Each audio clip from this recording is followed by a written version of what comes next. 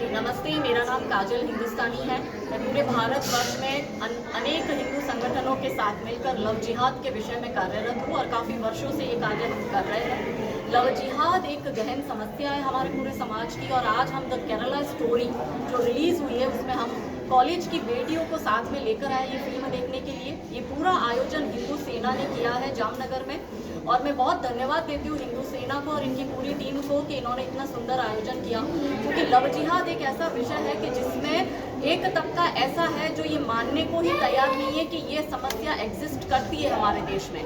मगर मैं आपको अभी बहुत सारे सबूत अभी देती हूँ कि जो मैं नहीं बोल रही हूँ, कोई हिंदू संगठन नहीं बोल रहा है या कोई और व्यक्ति नहीं बोल रहा है, खुद जो केरला के दो मुख्यमंत्री, पहले मुख्यमंत्री जो अच्युतानंद जी थे जो कि हार्डकोर कम्युनिस्ट थे और कम्युनिस्ट पार्टी से बिलोंग करते थे, उन्होंने इस विषय को एड्रेस करते हुए कहा था कि लव जिहाद एग्जिस्ट कर रहा है और रेडिकल इस्लामिक ग्रुप न केवल हिंदू बल्कि क्रिश्चियन लड़कियों का भी उनको प्रेम जाल में फंसाकर उनका धर्मांतरण कर रहा है और ये एक सीरियस इशू है। दूसरा, कांग्रेस पार्टी के मुख्यमंत्री केरला के जो चेट्टी जी है, उन्होंने भी असेंबली में, केरला के असेंबली में ये इशू उठाया था और उन्होंने कहा था कि 2006 से 2012 के बीच में इन 6 वर्षों में 7,000 से ज़्यादा लड़कियों के धर्मांतरण हुए हैं और एक रेडिकल ग्रुप ऐसा है मुस्लिम का जो लड़कियों का धर्मांतरण करा रहा है। जो पहले इनको प्यार के जाल में फंसाते हैं, कुछ एक लड़कियां बिल्कुल प्लानिंग के साथ आईसिस आतंकवादी ग्रुप में सौंप दी गई, वहां पे या तो वो सेक्स स्लेवरी कर रही है या उसको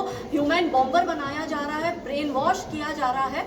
इसके साथ मैं आपको तीसरा एग्जाम्पल देती हूँ कि केरला हाई कोर्ट के जस्टिस के.टी. शंकरन ने 2009 में एक जजमेंट दिया था जब 2 मुस्लिम लड़कों को की बेल एप्लीकेशन उनके पास गई थी और वो लव जिहाद का पूरा इशू था और लड़कियों को बाहर भेज दिया गया था। तब जस्टिस ने खुद ने, शंकरन जी ने कहा था कि ये बहुत गहन इशू है और राज्य सरकार को इस पर एक कानून बनाना चाहिए, जिसमें स्पेशल टास्क फोर्स ने एक पूरी रिपोर्ट सबमिट करी थी हाई कोर्ट में उन 5,000 केसेस की जो ना केवल लव जिहाद के केसेस थे और उसमें मेंशन किया कि ये प्यार मोहब्बत के साधारण दिखने वाले केस नहीं है। सिस्टमेटिकली हिंदू बेटियों को प्यार के जाल में फंसाकर, ब्रेन वॉश कर कर, उनका धर्मांतरण कर कर, उनसे शादी कर कर उनको भारत के बाहर बॉर्डर पार भेज दिया जा रहा है और उनको आतंकवादी बना दिया जा रहा है। इसके ऊपर मैं आपको चौथी बात कहती हूँ कि जो 4 लड़कियों ने एप्लीकेशन दी थी 2021 में इंडियन गवर्नमेंट के पास में कि हम काबुल की जेल में बंद है, हमें इस तरह से केरला से प्यार कर कर, प्यार के जाल में फंसाकर आतंकवादी बनाया गया है अफगानिस्तान में लाके, और आप हमें काबुल की जेल से छुड़ाओ और हमें वापस इंडिया लेके आओ। तब भारत सरकार ने ये बात नहीं मानी थी। उसी में एक लड़की जो ये स्टोरी आज हम देख रहे हैं उससे मिली जुली यही स्टोरी, उसकी माता अभी टीवी चैनल में आपने देखा इंटरव्यू दे रही है। उस लड़की का रियल नाम निमिषा था जिसको कन्वर्ट करके फातिमा बना दिया गया, उसको अफगानिस्तान ले जाया गया और उसी की मम्मी अभी टीवी में ये इंटरव्यू में सब बता रही है, श्रुति करके एक और केरला की लड़की की, कैसे उसकी ही मुस्लिम दोस्त ने उसका ब्रेन वॉश किया, वही सिस्टमेटिकली वही तरीका। तो ये रियल स्टोरी। और सबसे इंपॉर्टेंट क्वेश्चन ये है यहाँ पे, जो मेरा लेजिटिमेट क्वेश्चन है कि आप कहते हो ये गलत है, ठीक है, तो क्या कम्युनिस्ट पार्टी के मुख्यमंत्री कोई हिंदू संगठन से थे? कांग्रेस पार्टी के मुख्यमंत्री केरला के हिंदू संगठन से है? केरला की जो हाई कोर्ट है उसने अपना बयान दिया, तो क्या वो गलत है? स्पेशल टास्क फोर्स ने जो रिपोर्ट सबमिट करी, क्या वो गलत है? ये सब तो हम हिंदू संगठन के नहीं है ना। तो सिस्टमेटिकली तरीके से हो रहा है और उस रिपोर्ट में ये भी कहा गया है कि सिम्मी जो student for Islamic movement of India जिसको भारत सरकार ने बैन किया, सिम्मी ने अपने घोषणा पत्र में 1995 में 96 में ये एक षड्यंत्र बनाया था कि हिंदू और क्रिश्चियन लड़कियों को धर्मांतरण कर कर अगले 20 साल में केरला को इस्लामिक स्टेट बनाना है। और उसी सिम्मी को जब बैन किया तो उसका क्लोन खड़ा हुआ पॉपुलर फ्रंट ऑफ इंडिया की। आप जानते हैं कि भारत की सरकार ने अभी पॉपुलर फ्रंट ऑफ इंडिया पर भी बैन लाया और पॉपुलर फ्रंट ऑफ इंडिया का घोषणा पत्र हमारे सामने आया और ये चिंता का विषय है पूरे देश के लिए कि उस घोषणा पत्र में ये लिखा है कि 2047 से पहले भारत को इस्लामिक देश बनाना है। और कैसे बनाना, ये पीएफआई का षड्यंत्र है, हमने किसी ने नहीं बोला है, ये पब्लिक डोमेन में है, ये बातें मीडिया में आ चुकी है, साबित हो चुकी है। क्या वो 3 तरह है? पहला लव जिहाद करो, दूसरा इस्लामिक अवैध कब्जा करो और तीसरा जिसको लैंड ग्रैबिंग बोलते हैं, कुछ लोग उसको लैंड जिहाद बोलते हैं, और तीसरा धर्मांतरण करो। तो ये षड्यंत्र पूर्वक, जो षड्यंत्र सिम्मी का पहले केरला तक ही सीमित था, वही षड्यंत्र उसके क्लोन आतंकवादी ऑर्गेनाइजेशन पीएफआई ने पूरे भारत में लागू किया।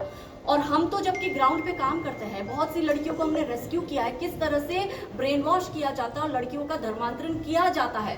तो देश इस विषय को एड्रेस करे। एक तरफ एक लॉबी ये कह रही है कि ISIS जो आतंकवादी संगठन है वो रियल इस्लाम नहीं है, उसका इस्लाम से कुछ लेना देना नहीं है। और वही लॉबी आज जब ये ISIS से रिलेटेड हम ये फिल्म लेकर आए हैं, तो इस फिल्म को लेकर क्या बोल रहे हैं कि ये इस्लाम को बदनाम करने की साजिश है। तो भाई पहले खुद के दिमाग में तो तय कर लो कि सच्चाई क्या है। आप ISIS आतंकवादी संगठन के खिलाफ हो तो आपको तो ये मूवी को सपोर्ट करना चाहिए कि जिसमें ISIS आतंकवादी संगठन की पोल खोली है।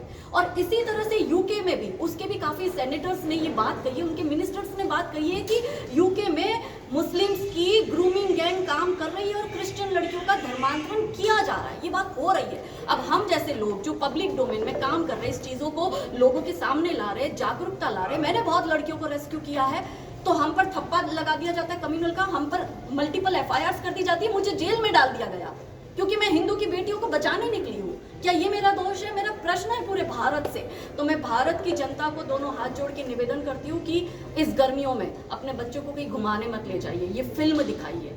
अगर आपको अपने बच्चों की, अपने बेटियों की, अपने आने वाली पीढ़ियों की और अपने देश की चिंता है, तो ये जो सच्चाई बताई गई है, इस फिल्म को अपने बच्चों को जरूर दिखाइए। समस्त हिंदू संगठनों से मेरा निवेदन है कि प्लीज आप बेटियों को ये फिल्म जरूर दिखाएं। और जो समाज के अलग अलग प्रमुख है, क्योंकि हिंदू समाज में बहुत सारी जातियां हैं और उस अलग अलग जाति के प्रमुख भी है, तो उन प्रमुखों से निवेदन है कि आप प्लीज थोड़ा सा समय निकालकर अपने समाज की बेटियों को जागरूक करने के लिए ये फिल्म जरूर दिखाएं। और मैं अंत में आप सभी का भी धन्यवाद प्रकट करना चाहती हूँ कि मेरा बहुत लंबा संघर्ष रहा है और सबने मुझे बहुत सपोर्ट किया है। प्लीज यदि आपको अपने देश की चिंता है, आप चाहते हैं कि आपका देश इस्लामिक कंट्री ना बने, तो प्लीज जागरूक होइए और अपनी बेटियों को जागरूक करिए, अपने बच्चों को जागरूक करिए। भारत माता की जय, वंदे मातरम, जय जय श्री राम।